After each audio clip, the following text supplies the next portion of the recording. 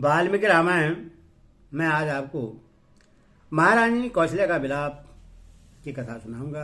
आप इसको ध्यानपूर्वक सुनें।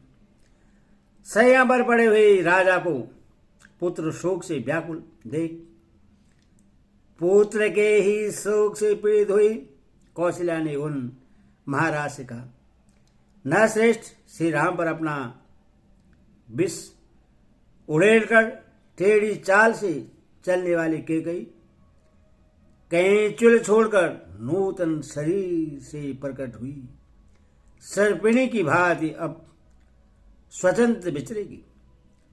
जैसे घर में ही रहने वाला दुष्ट सर्प बारंबार भय देता रहता है, उसी प्रकार श्री रामचंद्र जी को वनवास देकर सफल मनोरथ हुई शुभगा केकई सदा सावधान होकर मुझे त्रास देती रहेगी।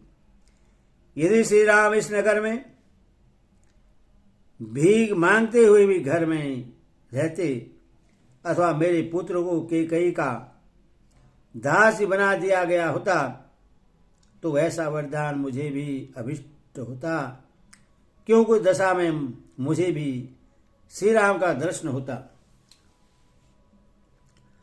रहता। श्री राम के वनवास का वरदान तो केकई ने मुझे दुख देने के लिए ही मांगा है। केकई ने अपनी इच्छा के अनुसार श्री राम को उनके स्थान से भ्रष्ट करके वैसा ही किया है जैसे किसी अग्निहोत्री ने पर्व के दिन देवताओं को उनके भाग से वंचित करके राक्षसों को वह भाग अर्पित कर दिया हो।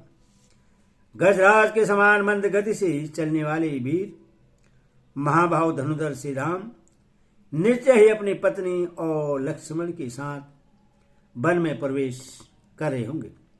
महाराज जिन्होंने जीवन में कभी दुख नहीं देखे थे, उन श्री राम लक्ष्मण और सीता को आपने केकई की बात में आकर वन में भेज दिया। अब उन बेचारों की वनवास के कष्ट भोगने के सिवा और क्या अवस्था होगी। रत्नोत्तम वस्तुओं से वंचित हुए तीनों तरुण सुग्रू फल भोगने के समय घर से निकाल दिए गए। अब वे बेचारे फल फूल का भोजन करके कैसे रह सकेंगे। क्या फिर मेरे शोक को नष्ट करने वाला वह शुभ समय आएगा जब मैं सीता और लक्ष्मण के साथ वन से लौटे हुए श्री राम को देखूंगी। कब वह शुभ अवसर प्राप्त होगा जबकि वीर श्री राम और लक्ष्मण वन से लौट आए। यह सुनते ही यशवनी अयोध्यापुरी के सब लोग हर्ष से उल्लासित हो उठेंगे और घर घर फहराए गए ऊंचे ऊंचे ध्वज समूह पुरी की शोभा बढ़ाने लगेंगे। न श्रेष्ठ श्री राम और लक्ष्मण को पुनः वन से आया हुआ देख यह अयोध्यापुरी पूर्णिमा के उमड़ते हुए समुद्र की भांति कब हर्षोल्लास से परिपूर्ण होगी। जैसे सांड गाय को आगे करके चलता है, उसी प्रकार वीर महाभाव श्री राम रथ पर सीता जी को आगे करके कब अयोध्यापुरी में प्रवेश करेंगे।